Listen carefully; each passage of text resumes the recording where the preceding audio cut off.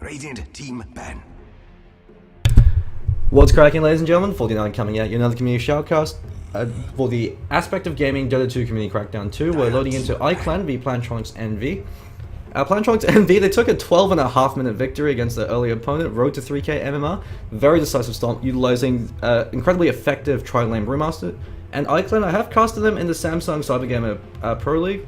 And so it will be interesting to see how both teams match up. I believe Plantronics NV, some of their players might have won the IXDL. I believe they're an Australian team, and ICLEN as well. Mostly Australian team. We've got an Ember Spirit first ban coming from Plantronics. So if the only reason to ban out Ember Spirit at this early on, the first banning stage, is as a respect ban. Otherwise, Ember Spirit, you usually don't want to be banning him this early on, because if you do pick up an Ember Spirit very early on, it gives away a huge amount of your draft, because Ember Spirit's an incredibly greedy hero. If you run him in that mid lane, you can simply pick up a hero like a Viper and shut him down in that laning stage. If you run him as a tri-lane carry, he's not going to become effective until he gets an obscene amount of farm. Until he gets that battle theory, he's not really going to be too relevant when it comes to team fights. He is able to dodge fights using that Remnant and still participate, relying on how powerful that Flame Guard is early on. But ideally, the Ember Spirit doesn't want to engage until he's able to farm up his phase drum at least, unless he's in that mid lane, since he can operate with a bottle then, or then maybe start to pick up battle theory. And so when you pick up an Ember Spirit very early on, the enemy team can counter that by picking up a Doombringer, or picking up a Batrider, or picking up heroes. His sole purpose is to lock down Ember Spirit. Every single time he gets doomed in the fight, you've effectively won that fight. So we've got a Tinker ban coming up from ICLEN, so it makes a lot of sense as Plantronics NV, they're over on the Radiant side, and you never want to give away Tinker to the Radiant side if you think they've got a good Tinker player, and at this level of play you can expect they've got at least one player that can play that Tinker. As Radiant side Tinker, you've got easy access to the Ancient Camp to get a stack from the mid lane, or your supports can stack it for you. But the biggest advantage of the Radiant side Tinker isn't so much that, it's the fact that your off lane is a lot stronger. And so since Tinker is such a greedy hero that relies on the rest of your team creating space until you farm your Boots of Travels as well as your Blink Dagger, similar to a one position Nagasara, you want your team to create space until you get your Radiant, and then you start making space for them.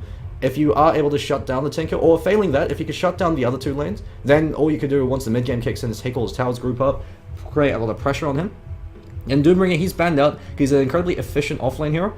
He's able to find he's always able to find some form of golden experience just through Devour. So even if he gets absolutely nothing, as long as he's able to Devour a creep from time to time, it's difficult to really be able to shut him down, because you'll be able to find his recovery gold. And Doombringer in the offlane as well, he's usually, if he's having a really difficult time, he can always eat one of the neutral creeps. So for instance, if he's able to eat the Kobold Healer, he essentially is getting all the benefits of having a Crystal Maiden with their aura as well as the heal buff. He's actually eating a better Crystal Maiden, because the Kobold's never going to feed, it's never going to steal your CS. And it even provides you a heal for you to use to sustain yourself in lane. We've got a Shadow Shaman ban coming up from ICLEN. So Shadow Shaman has been banned out a fair amount in the first banning stage because of how much power he provides you. But we've immediately got a Tidehunter as well as a Faceless Void and a Lycanthrope pick. So I believe the only reason why Lycanthrope was able to go through the first banning stage is because Plantronics MV, they decided to let it through. So they opted for Faceless Void, the offlaner. Tidehunter, he's the most powerful offlane hero in the meta, so if it is Tide v Void, Tide should be able to do fairly well. Though that being said, Void, with that time lock, doesn't do as badly as other melee offlaners against that Tide, and so they do have that going for them. If it's if they decide to dodge try, go for safe lane, since they got that Lycanthrope, so ICLEN are forced to dodge try, then Tidehunter over in the Dire side offlane. If you are able to shut him down, he's able to recover by stacking, clearing out Ancient, and so they might have to consider that as a potential avenue to be able to shut out. You might see a very early ward being placed on that Ancient spot if you are able to zone out Tide, but because of how difficult it is to zone out Tide effectively with that Cracker Gel and the Anchor Smash, a lot of teams they really can't do anything against them. And so at most, they can force him out of experience range for as long as possible. Eventually, he'll be able to reach the point where he gets around the support and they really can't do too much. We've got a Viper ban coming up from Plantronics. Viper, an incredibly powerful hero, but since he's the best 1v1 hero in the game, there's no other hero that could 1v1 as well as Viper. The only competitor is Barrack Dondarrion, the Lord of Lightning, the Razor. But even that's a 50-50 matchup, since Viper, if he goes for counter boots at 1, or if he simply opts for 2 points in the Poison Orb very early on, once Razor plays very aggressively with that link, you snare him, you run away, you break that link, and once that link breaks, you play hyper aggressive against the Razor, because he can't fight you without the aesthetic link, and with the attack speed snare coming in from the Poison Orb as well as the Corrosive Skin, he can't man fight you as well. And so Viper is able to win that lane, depending on how the Razor plays. If the Razor misplays even once, Viper can capitalize. And so it's a fairly 50-50 matchup. A lot of teams simply like to ban out the Viper instead to remove that possibility, and Viper also works very well as a contingency to the Faceless Void. If you don't ult the Viper in the Chronosphere, Viper's going to ult in the face of that Viper Strike, especially once the Aghanim Scepter comes online, and that cripples the Faceless Void, since he's so dependent on landing a chronosphere on the target, and then killing that target inside the chronosphere. So similar to Sing Sing with Mirana, land chrono, kill target in chrono. That's your sole objective as that offlane Faceless Void, and that Skywrath Mage makes it a lot easier because you got the chronosphere Mystic Flare combination coming in. Now we've got a Razor Band coming up from Plantronics, so they really aren't a fan of those powerful lane controllers over in that mid lane. Razor, the reason why he's banned or picked so much is because he's so damn versatile. You can throw him into any lane, and so long as you have the numbers you have parity with numbers, the Razor's going to do very well. If it's 1v1, Razor's able to dominate the lane using that static link, and if it's try, he could actually destroy the lane by using the Plasma Field because you're guaranteed to hit all 3 targets inside the tri-lane. And so it makes it very difficult to play against them. We've got the Death Prophet pickup coming out from ICLEN. So Death Prophet provides a massive amount of death pool push, which is something that ICLEN have really looked towards. With that Lycanthrope pickup, and with that Tidehunter, they've got a massive amount of team fight, and they have to be able to take these fights. Because when you pick up a Lycanthrope, you can't class try because he's such a passive carry hero. And you can't really come online until Lycanthrope gets to maybe his Vlads. He could go for Vlad's Medallion, then opt for Treads, but a lot of pro players like to simply go Treads into Vlads. And so once the Tread Vlads comes online, you've got the teamfight capability coming in from Tidehunter if he's able to find a very early blink. And then you've got Death Prof as well, so you can't fight into ICLEN when their ultimates are up. You can't fight into the Ravage, and you sure as hell can't fight into the Exorcism. But Plantronics, they've gone for the Witch Doctor. So Witch Doctor Skywrath, very powerful support duo, because you've got the Skywrath Mage Concussive Shot set up for the Paralyzing Cask. The only drawback of Paralyzing Cask is you cannot consider a reliable stun. It's incredibly unreliable since it's got slow projectile speed, so it's easy for the enemy player to be able to destroy it if they have a disjoint mechanism, or they can simply back themselves away or split apart to make sure that you don't get that bounce. And if it doesn't bounce, the cask isn't going to really provide you that much.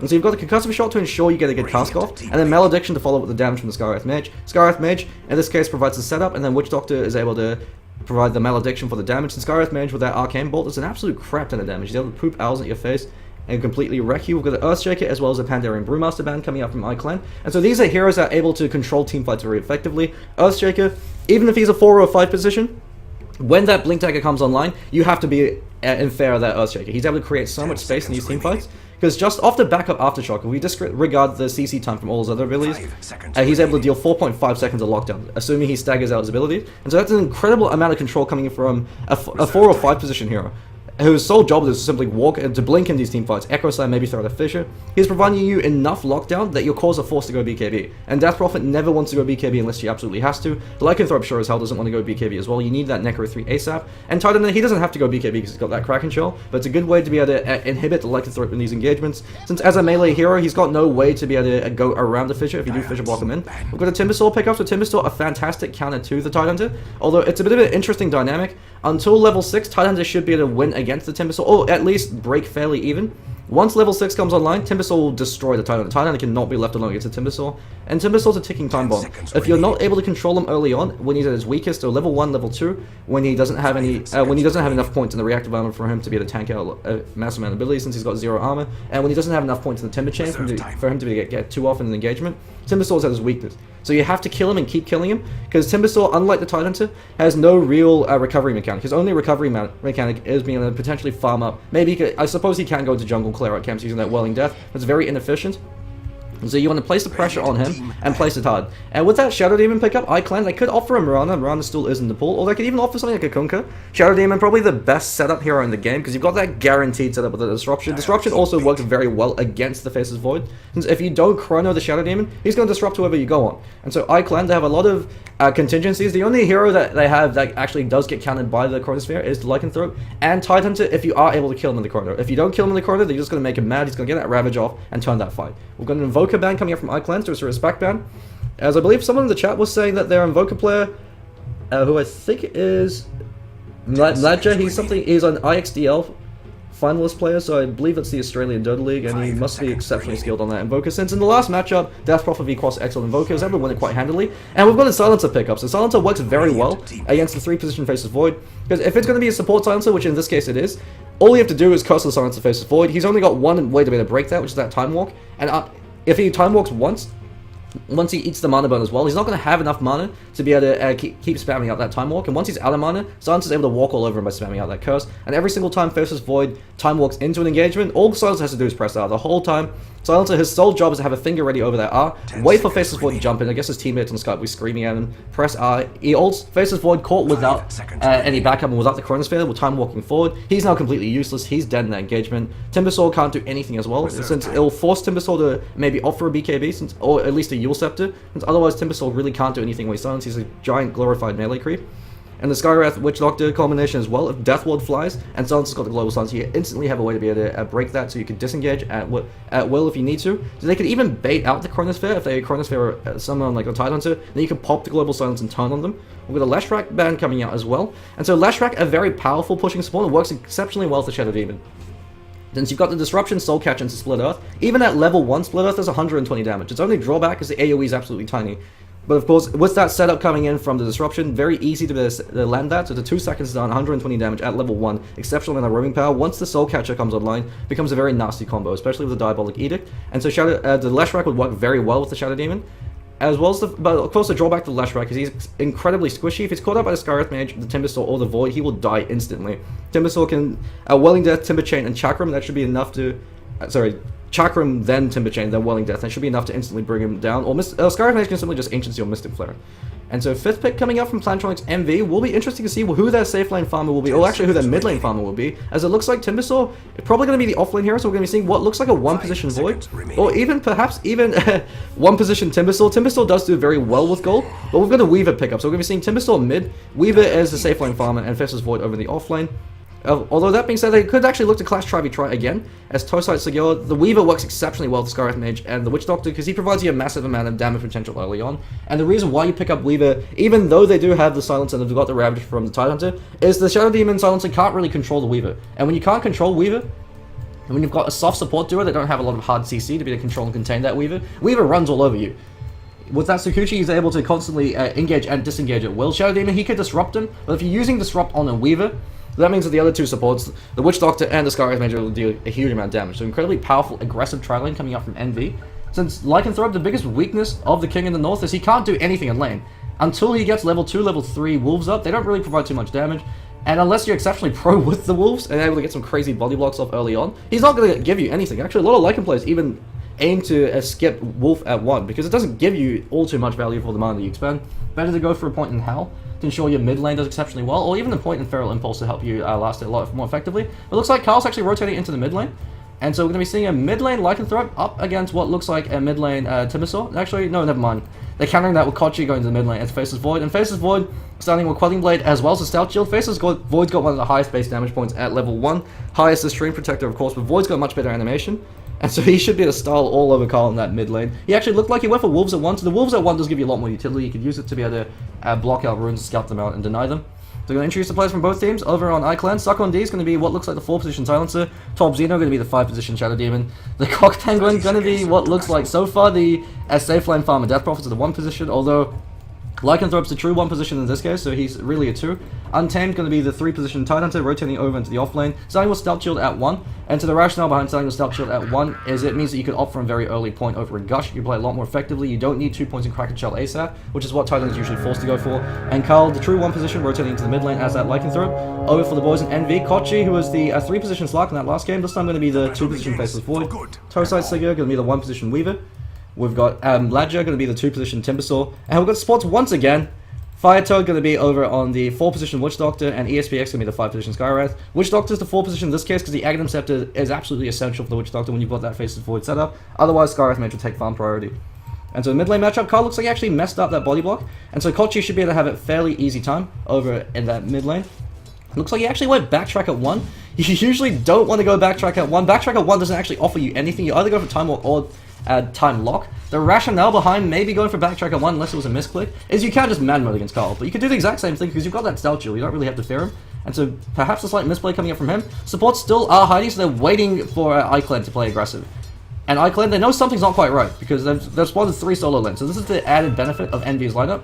We've got 3 self-sufficient cores. You can leave the Tosite Segura alone. They can't really go for a kill attempt on him since he's got that Tsukuchi. You can leave the Timbersaw alone, since Timbersaw's designed to fight 1v1 or at least 1v3 with that reactive armor as well as the Timber Chain. And Kochi, he's just running up playing very aggressively. He's got a point up in that time lock now. Looks like the supports are being pinged out, so they've done their homework. They know how NV like to play. And Tosite Segura, he's more than happy with this. They're still winning from this because he's getting uncontested free farm. And it looks like the pull is being scouted out, so they opted not to block it, but instead to create a ward to be able to spot out when Suckon D is going for that rotation. Looks like we are having a little bit of lag, so Carl is doing a quick pause. And Kochi actually taking a fair amount of damage, so Karl G, with the Wolves up and with the Feral Impulse, is able to do a fair amount of damage over the Faceless Void, so that could have been the rationale behind backtrack at 1. But Void with the high base armor, actually surprised he opted not to start with Poor Man's Shield at 1 over in that mid lane, but the advantage of the Quelling Blade is it gives you the CS power. And in terms of last hits, Kochi easily leading the CS scoreboards. Looks like we do have a rotation coming in from Firetoad as well as ESPX. He did opt to, actually he's holding on to the concussive shot, so he decided not to do it. They decided, fuck it, they're not going to go in, so we might as well start playing it very aggressively against their pull. Suck on these.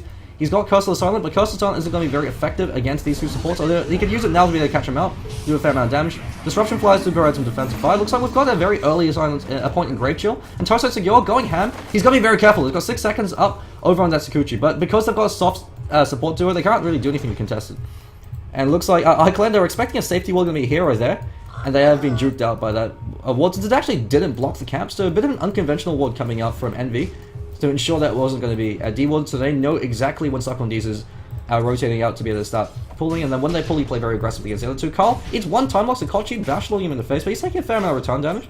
And so the advantage of the Lycanthrope in the mid lane is once you get a few points up in the Wolves, you can do a fair amount of damage. The Wolves, once they hit level 4, they inherit a crit, so they hurt like hell. Untamed, taking a fair amount of damage from that Whirling Death. Over in the offlane matchup, he should be having the advantage against Mladja, simply because he could anchor smash him and have the CS advantage with that 60% base damage debuff. ESPX has to be very careful, but they don't really, even if Top Xeno does get a good disruption off, they don't really have any way to lock down ESPX. They can try to burst him down, but that's really all they have going for them. And Firetoad hiding in the trees once again. He's like a Viet Cong. He's never there until you absolutely need him to be. And Tosai to go, runs in. Could actually be first blood coming in. The disruption gives first him covering fire. And Cockpinger might actually be able to make it. Never mind, the cast flies. And ESPX able to get first blood. Sucklondies as well. Got to be very careful. Sentry Wall has been dropped. So Tosai Secure could be the trade. He's backing off now, but Top Xeno doesn't have any damage to be able to bring it out. He opted for Soul Catcher too. Tosai Secure can actually choose to even play a bit more aggressively if he really wants to. And looks like Ladja, bit annoyed as Untamed ate the tree right before the Whirling Death flew. So he prevented the damage from being pure, so good plays coming up from him. Boots now up over in the Tidehunter, and with the point up in the Stealth Shield, you usually don't really need to go for Stealth Shield over in the Tidehunter, but if it's a 1v1 matchup, then the advantage of the Stealth Shield means you get an early point in the Gush, so you play a lot more aggressively. And for the ward actually being micro fairly aggressively, Kochi can actually walk forward and try smacking it down, but I guess he has to be fearful of Carl with the amount of right-click damage he's got. So Carl looks like he's going to be going for Treads ASAP in terms of CS. We do see Kochi leading the CS scoreboards, then followed by Untamed over in the offlane, but this is to be expected. Once level 6 comes online, that's when you have to be very afraid of Timbersaw, because with the Chakram and the Whirling Death, you can't stay in lane against them. ESPX eats the curse, turns around and suck on D, starts smacking a fool. Crypt Swarm flies out. The drawback of Death Prophet in this tri-lane is she's getting absolutely nothing, and Death Prophet's a hero you only want to play when you're ahead. If you have parity with levels, you could at least do something with the Exorcism. But because Death Prophet only has level 1 Crypt Swarm, Toeside Segure's level 4. He's actually going to be hitting level 5 a lot earlier than the Cock Penguin, so once that level 3 Sakuchi comes online, he can play a lot more aggressively. And because the Cock Penguin is forced to reactively skill Grave Chill to ensure their supports don't get run over by the Weaver, he's not going to be having a very efficient Crypt Swarm. And Firetoad, early point over into the Restoration, so very surprised he opted not to go for Malediction, but I suppose they know they have enough damage to be able to kill targets. They don't really need the Malediction, so they might as well save your mana and offer the Voodoo Restoration. So tip for the Witch Doctor players, Voodoo Restoration, it's most mana efficient at level 1, so you want to keep it at level 1 for as long as possible until you get Arcane Boots or some kind of mana sustain. Kochi takes a huge amount of damage from Carl. So Carl, with this mid Lycanthrope matchup, he's simply just able to go ham and smack him. With that Feral Impulse and with the Howl and the Wolves, Kochi has to be very careful, so the early point and backtrack was there to be to mitigate a fair amount of damage, but Lycanthrope playing very similar to a Morphling in the mid lane, you just whack him. There's nothing they can really do, but Carl eats a concussive shot, Kochi's flying, Ancient Seal flies as well. Kochi has to be very careful though. He's dicing with death there. He's got the Time Walk available too with a walk out, playing very far forward. Can't actually turn around and smack him and bring him down, or at least make it a trade, especially with the Wolves there. Fleeing for his life, no supports actually rotating in for his team, so no TPs, no mercy. Arcane Bolt flies the Alpu, but he's able to turn around and get one more right click in. So Carl, he gets a kill before he dies, so he's able to get the EXP over the mid lane, and so he's now almost level 7 compared to Kochi, level 5.5. If he got that kill, he would have hit level 6. But it's the power of that Lycanthrope in that mid matchup. So very surprised that they didn't opt to send maybe Timbersaw into the mid lane, since Timbersaw would have a bit of an easier time with that Whirling Death reducing Lycan's primary stat. Lycanthrope can't play as aggressively. With that being said, since he's been going so ham with the Wolves and with that Feral Impulse, maybe the Faceless Void was the better pickup, so you've at least got that base damage to be able to contest him in lane. Tread's now up over on Carl, so despite that death, because he got the kill before he died, he's more than happy to do so, because he wasted ESPX's time. But the reason why they're able to rotate, you usually don't want to rotate when you're playing Ag Tri unless you have a self-sufficient core. And so Weaver, Toso secures that self-sufficient core. It's difficult for them to play aggressively against them because he's got that Sakuchi. We'll be having time-lapse fairly soon. Suck on these, he actually has placed a sentry, but unfortunately just barely out of range. So misfortune there. And looks like Mladja Very early Orb of Venom up on him. You usually go for Orb of Venom in a melee, in an offlane matchup if it's another melee hero, because you'll trade a lot more efficiently. You're guaranteed to get at least one more right click in. Double damage from being popped by ESPX.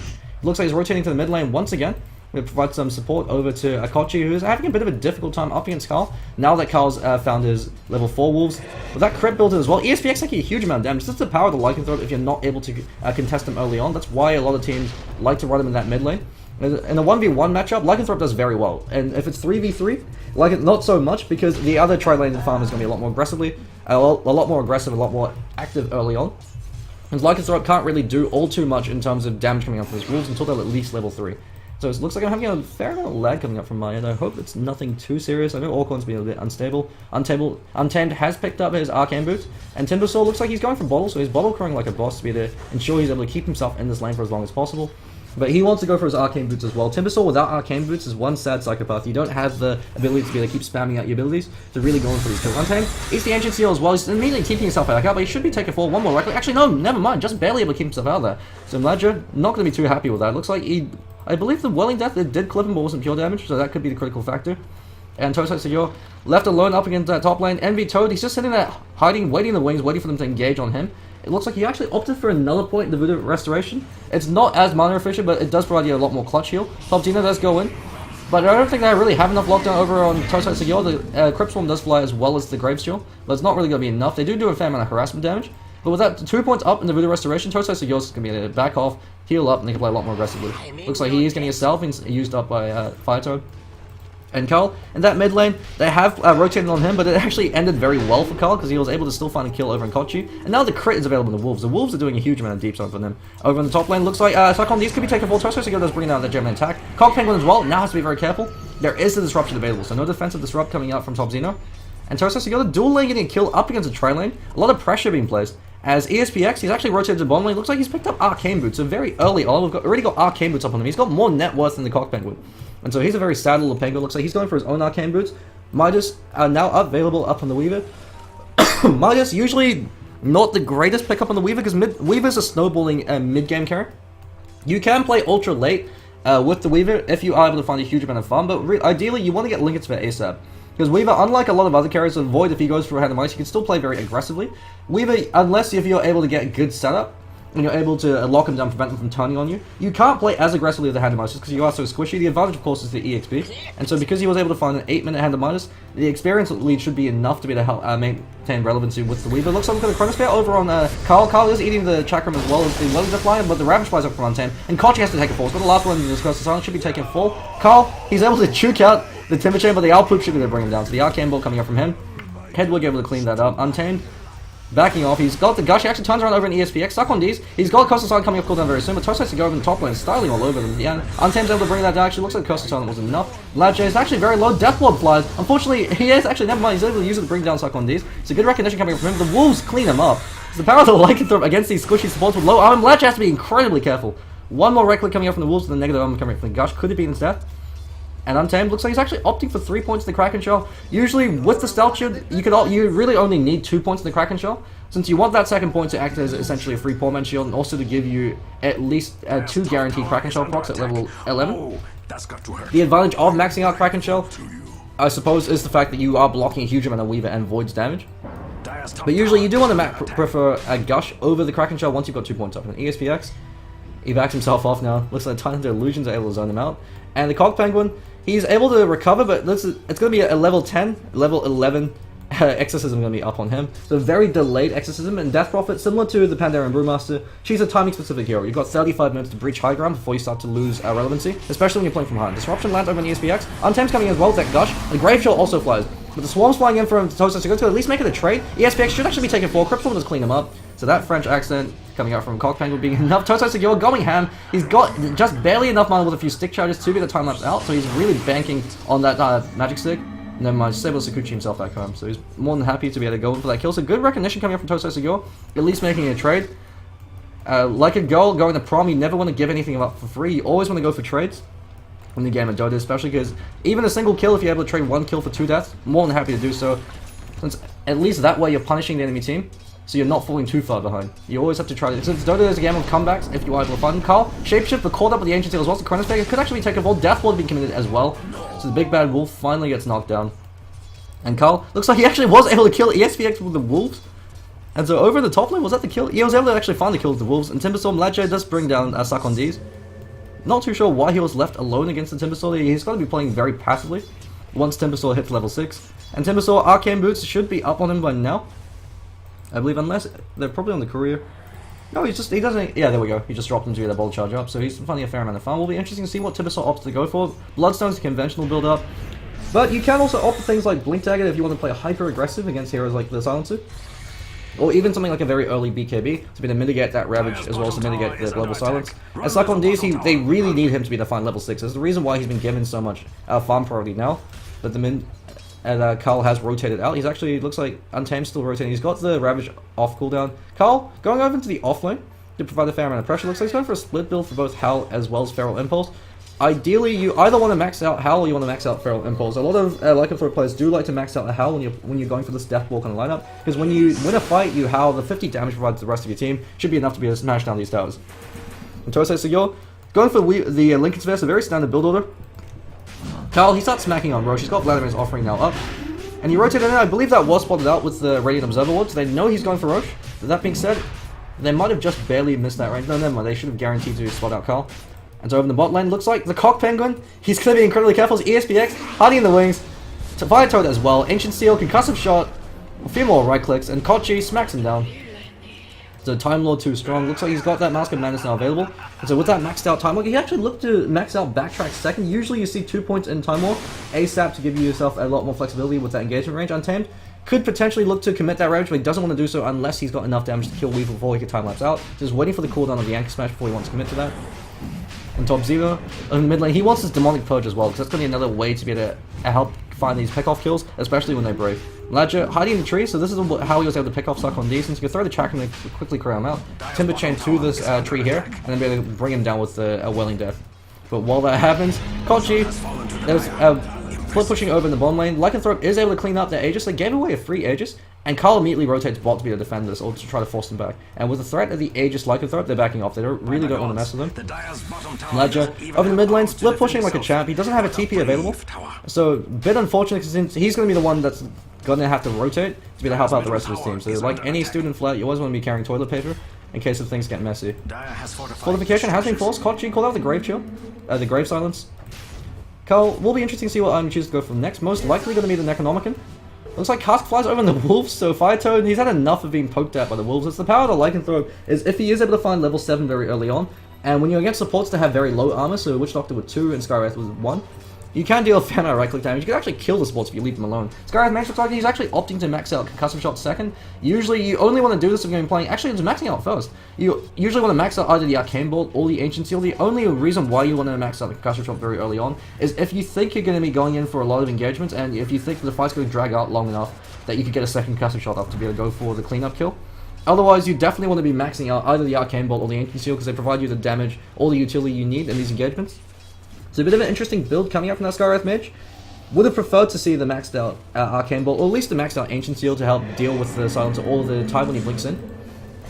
They do a fair amount of hatred over on that Illusion Art, able to bring it down. Untamed, he just picked up his Blink Dagger. He's got Ravage available. Kochi, they've got to be very careful. The Wolves are able to scout out. So Fire Toad, he eats 1 crit and loses about 80 hit points. They're backing off. They have to be very careful because they don't have the Weaver there. Tosei Segure can be split pushing like a champ over the top lane with Kochi. He's got Chronosphere available. He might be forced to use a Ravage Blast. Fortunately, doesn't capture that. There we go. Just barely clips him. There should be able to bring him down. 1 more right click. Global Silence can be given as well. Untamed, he's got the Ancient Seal, but there's no point in silencing the Tide after he Ravages. Kochi turns around over on Carl. He's got that Mask of Madness, so he's going ham with Mom Spaghetti. Untamed runs very far forward, gets cleaned up with a Death Ward. Tosei Segure now rotates and Suck on D's. He's got to be incredibly careful. There's actually nothing you can do. Tosei Segure runs all over him. Top Zeno, he's got Disruption coming off cooldown very shortly. Never mind, 10 seconds. He takes the fall as well. And this is the advantage of a Weaver against a soft CC support duo. They are able to bring down Carl. Kochi playing balls to the wall. He brings him down with Time Walks out. So he's able to kill him with about 100 HP off the back of that Mask of Madness. And Carl will shapeshift off cooldown. The King in the North is going to be taking a fall. Tosei Segure continuing chasing the Outproof flies. Chakram has then the Mystic Flare on top of that, just to really ensure there's no way he can get out of that. Tosei Segure gets the last kill. Last hit with the Gemini attack. It actually looks like Sakuchi was cleaning them up. And it looks like Skywrath Mage actually died to the Wolves, so he played a little bit greedy, so Carl's still able to find that return kill. And so that's the advantage of the mid Lycanthropes. You're guaranteed to have a lot more experience than the supports, and so you're guaranteed to have the level 4 Wolves early on. And because they weren't really able to control him in lane too much, he's actually able to get a fair amount of farm. And so they are continuing to pressure that bot tower. They don't have Exorcism or they actually don't have any of the ultimates up. So ICLEN, they got to be playing very carefully right now because they can't really engage with in a team fight because they don't have the XP lead. They sure as hell don't have the gold lead. And the lineup is designed to fight when their ultimates are up. Looks like Timbersaw actually opted for the mech, so he's going to be the mech carrier for his team this time. Timbersaw, mech's not a great pickup on him, it's not a terrible pickup as well. It does provide you a lot of survivability, and with the arcane boots, you're always guaranteed to get it off. Untamed, blinks in to get a creep. Toast says you're going to smack him, but looks like he unfortunately walked into the Anchor Smash debuff, so he's not going to be able to deal as much damage as he'd like. Untamed, he's got that maxed out Kraken Shell, so he's incredibly beefy in these engagements. And just keep running at you and spamming out that Anchor Smash. Anchor Smash hurts like hell. 4-second cooldown, 400 range. With the AoE, sorry, and then 225 damage every time you throw it out. You're guaranteed to get at least 3 to 4 Anchor Smashes off with that maxed out Kraken Shell, unless they focus everything they have to kill you. But once you Ravage, you don't really give a damn. You've got a guaranteed Ravage with the Kraken Shell, so maxing out Kraken Shell as your secondary ability, the advantage of it is it lets you Ravage a lot earlier if they focus fire you. So Tosai Segure, he's going to be having his Lincoln Sphere up in about 4 more minutes at the rate he's farming. Anchor Smash lets fly over on him, so good recognition coming up from Untamed. And he can stand his ground with the Kraken Shell, as well as the Anchor Smash debuff. Weaver's basically tickling him at this point. ESPX, he did go for that D-World, is very successful in doing so. It looks like he opted to max out the Arcane Bolt, so now he's got that damage that the rest of his team needs. So if you take a quick look at the Golden Experience graph, we've already got about 12,000 experience lead in favor of NV, about 7,500 gold lead. So ICLEN, their lineup is predominantly centered around the mid game because they're the ones on the clock. The Death Prophets start to lose relevancy after about 18 more minutes unless they're able to breach high ground. Carl, he actually whipped, he's caught up to the disruption. He might be able to, he will be taking full of that Timber Chain. Shapeshifts just in case. The great Timber Chain coming from Legend to bring him down. Bit of a questionable Mystic Flare coming out from ESPX. I guess he was expecting Lycanthrope to run. So didn't have enough faith in his Timbersaw to be able to lock him in position. Although, but the Global Silence has been used. Toast Yor has to be incredibly careful. He does use his Magic Stick charges, and he's just barely able to time lapse out. He does eat the Ravage though. They might be able to bring him down. Never mind. He gets a return kill over on Cyclone D's, and they're not too happy with that. It just blew 2 big ultimates, so they can't now take these team fights. Also, it looks like Death Prophet was cleaned up over the bottom lane. And so NV, despite having a bit of a slow start with that mid lane, they're able to completely walk all over ICLEN. And ICLEN, Untamed, is able to get that deny. And Tosai Secure continue to play incredibly aggressively. He's almost got his Lincoln to he'll be having up in a minute. So with a few more creeps, and once that Lincoln, the Randomizer is off cooldown, he'll have enough gold to be able to do so. Actually, if he cleans up that creep wave, we'll have enough to be able to pick it up. Carl, he's going for that Necronomicon, but it's a very delayed Necronomicon. When you go Necronomicon and Lycanthrope, because it's a timing specific item, if you're able to get it within 20 minutes, you just run all over the enemy team, because you just run the supports with the minions, and the minions should be able to bring down the Witch Doctor or ESPX. There's actually nothing they can do to contest them. You can throw out the cask, but when you're casking minions, the rest of your heroes can run over them. Skywrath Mage going for the Rod of Alley. Carl caught up with the cast bounces because the Silence Flies was the last whatever in Kochi, so he's not going to have enough mana to be able to go to the Front Sphere. Disruption used to be able to save Cyclone D's, but one more right click coming out from Cyclone D's now, and the Alpoops are going to be able to bring him down. Throws out a Cursor from Hell's Heart, he stabs at Thee, but there's no Ravage available. ESPX catches Untamed with that Silence, and that Welling Death's enough to be able to pop him. Rotating in, GG has been called to 19 minutes in. NV walking all over ICLEN, very impressive plays coming out from them. The Ag Tri-Lane really able to shut them down, so the drawback of the safe lane Death Prophet really being shown there, since ICLEN, they drafted a very TI standard lineup going for Death Ball, but of course the biggest weakness with Death Ball is it's incredibly dependent on execution. 90% execution, 10% draft. If you lose your lanes, or if you lose a critical lane, such as your safe lane, things start to fall apart, because if you're able to introduce enough friction that they're not able to find their early level 6, and not able to find their core items, which in this case is going to be the Vladimir's offering in the mech, then they can't group as 5. It's very difficult to fight 5v5 when you're playing from an EXP deficit, and since the biggest weakness, the intrinsic weakness of Death Balls, you're going to be EXP starved, you have to be leading in terms of kills, or in terms of towers, so you have that gold lead to be able to try to win these engagements, because you've got that superior team fighting lineup. If they were able to have a successful engagement, in the 5v5 lineup where Tidehunter gets to get with Untamed Blinks and catching them out with the Ravage, Global Silence, and then the Exorcism, you've got enough damage to be able to clean up the enemy team. But unfortunately weren't able to do so just because of the net worth advantage going in favor of NV. So we're going to be taking a quick break, and I believe this is actually a break for now. See if there's another game still available so I can cast that. But otherwise that will be all for now. Stay tuned.